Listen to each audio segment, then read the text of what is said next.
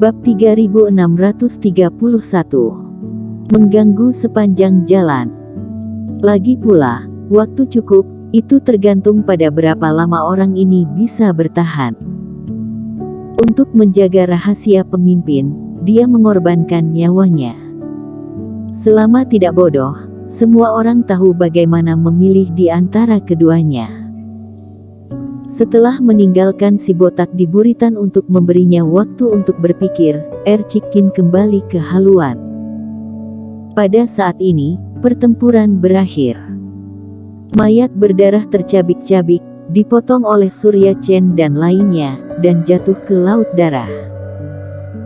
Walaupun darah mayat-mayat kultivasi ini bagus dan memiliki daya tahan yang kuat terhadap ilmu sihir, bagaimanapun juga itu adalah satu penurunan. Surya Chen, Yuda Luo, dan Paman Yuan adalah master dua kegagalan. Sekarang kekuatan mereka telah pulih banyak, mereka langsung membunuh semua mayat darah ini.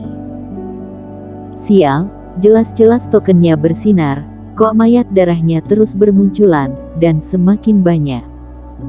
Kembali ke kapal, Surya Chen mengeluh. Apakah banyak mayat darah yang menyerang juga sebelumnya? Ercikin bertanya.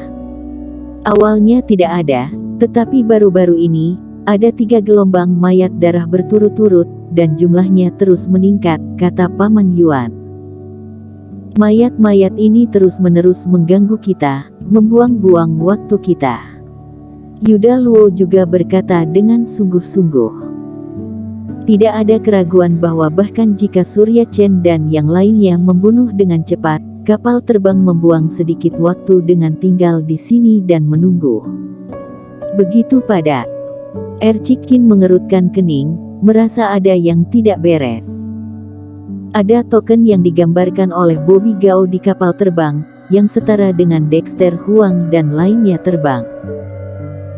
Jika ini masih bisa menyentuh begitu banyak mayat darah, bagaimana Dexter Huang dan yang lainnya datang ke sini? Matanya berkedip-kedip sambil memikir, dan dia berbalik dan memanggil Kalsong.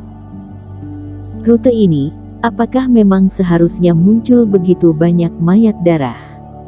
Sebenarnya tidak terlalu normal. Melihat serangan darah mayat ini, Kalsong juga sedikit gugup saat ini. Apa yang kamu maksud dengan tidak normal? Surya Chen bertiga juga menoleh. Lapor, senior. Kita menuangkan Reiki ke dalam token, dan tirai tipis menutupi seluruh perahu roh. Secara logika, itu sama seperti ketika kami pergi ke Pulau Darah, seharusnya aman sepanjang jalan.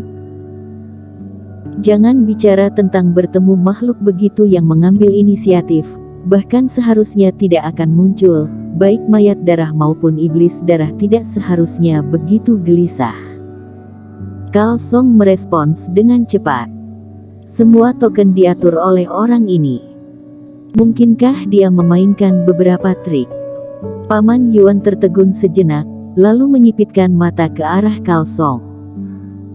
Ekspresi Kalsong tiba-tiba berubah ketakutan. Senior memfitnahku. Beri aku 10 keberanian pun aku tidak berani melakukan apapun dengan token ini.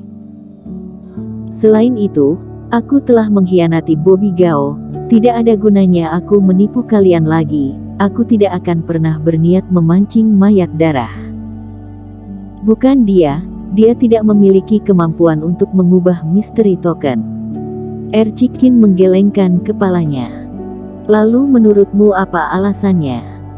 Surya Chen dan Yuda Luo juga menatap Ercikin. Selain dari masalah kita sendiri, hanya ada 2 kemungkinan, apakah seluruh ruang Pulau Darah bermasalah, atau seseorang di luar mengacaukan kita. Ruang Pulau Darah cukup stabil, dan kecil kemungkinannya akan terjadi kesalahan. Yuda Luo menggelengkan kepalanya. Kalau begitu hanya ada satu kemungkinan yang tersisa. Seseorang selain kita dengan sengaja menciptakan masalah itu, kata Ercikin. Jangan lupa, ada orang di depan kita dan tahu kemana kita akan pergi. Oh begitu, itu bajingan Dexter Huang, kata Surya Chen dingin. Memang masuk akal, bajingan ini tahu kita akan pergi ke Pulau Tengah, jadi dia sengaja memotivasi mayat darah untuk memperlambat kemajuan kita. Yuda Luo juga melirik ke depan dengan mata dingin.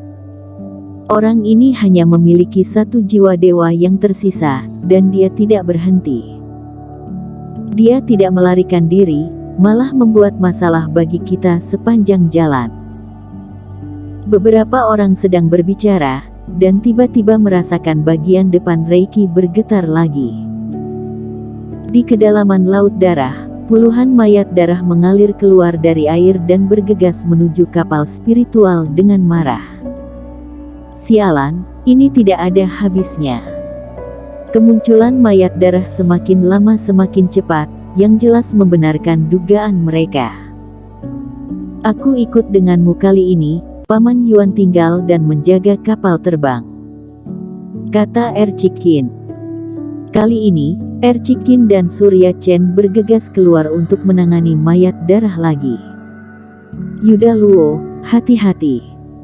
Namun kali ini, ketika 3 mayat darah dipenggal, tiba-tiba terjadi mutasi. Di bawah laut darah, sebuah mayat darah dengan garis-garis hitam di tubuhnya tiba-tiba keluar. Mayat darah bercorak hitam ini sangat cepat, jauh melebihi mayat darah sebelumnya. Seperti hantu, dia bergegas menuju Yuda Luo, yang tidak memperhatikan gerakan di bawah, dan dengan geraman rendah, telapak tangannya yang tertutup cakar langsung menarik pergelangan kakinya. Begitu kuku tajam itu ditusuk, itu mungkin akan merobek seluruh kaki Yuda Luo. Bang! Melihat Yuda Luo terjerat beberapa mayat darah, Surya Chen yang memperingatkannya menjadi dingin, dan cahaya pedang melintas. Cahaya menyapu udara, dan mayat darah bercorak hitam itu terpotong setengah dari tubuhnya dalam sekejap, tetapi sebelum dia mati, dia masih meraih Yuda Luo. Cari mati. Pedang Surya Chen memperlambat kecepatan mayat darah. Yuda Luo kembali sadar dan membanting spiritualitas dengan dingin, menghancurkan mayat darah secara langsung. Ada lagi di belakangmu. Tapi Yuda Luo belum sempat untuk menarik napas lega, dan Surya Chen berteriak lagi. Yuda Luo menoleh dengan tajam, pupil matanya mengecil. Ditemukan memang ada mayat darah bergaris hitam, yang membelah laut darah dan menyerangnya lagi. Ops. Tapi kali ini, mayat darah itu terbelah 2 oleh cahaya pisau yang tajam. Itu adalah Ercikin.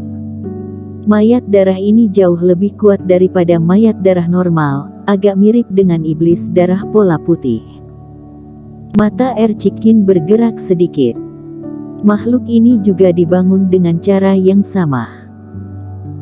Dengan mata berbinar, Ercikin menemukan bahwa setelah kematian mayat darah bercorak hitam, ada beberapa benda yang berkelap-kelip di tubuhnya, jadi sebuah reiki pun terbang untuk mengaitkan sebuah permata hitam yang jatuh dari tubuh mayat darah bercorak hitam itu. Tekstur benda ini seperti batu giok, aku tidak tahu efek apa yang ditimbulkan benda ini. Memegang permata ini di tangannya, Ercikin penasaran. Setelah itu, beberapa orang dengan cepat membunuh sisa mayat darah tersebut. Mayat darah yang menyerang kali ini memiliki total 3 mayat darah berpola hitam, dan 1 lagi muncul kemudian, tetapi mereka bertiga berjaga-jaga kali ini, dan membunuh dengan mudah. Sekarang kita yakin, pasti Dexter Huang yang berulah, kata Yuda Luo. Tidak ada gunanya tahu. Aku khawatir kita tidak akan bisa bertahan kalau terus seperti ini, semakin banyak mayat darah. Kita harus menemukan cara. Surya Chen mengerutkan kening dan menatap beberapa orang. Sebelumnya hanya beberapa, lalu menjadi belasan.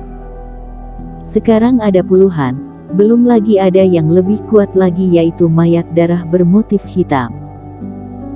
Jika mereka semua menjadi tipe itu, bagaimana kita bisa bergerak maju? Apa yang bisa kita lakukan? Dia ada di depan, kita tidak bisa melampauinya. Apa yang bisa kita lakukan? Yuda Luo menggelengkan kepalanya. Kenapa kamu tidak memberitahuku? Bagaimana aku tahu? Kata Surya Chen dengar heran. Jika aku punya tas penyimpanan, aku akan menerobos, tetapi sekarang tidak ada harta di tangan, apa yang bisa dilakukan? Ya sudah begitu saja. Buset, Yuda Luo, kenapa ucapanmu tajam? Apakah kamu lupa siapa yang menyelamatkanmu barusan? Surya Chen berkata dengan marah.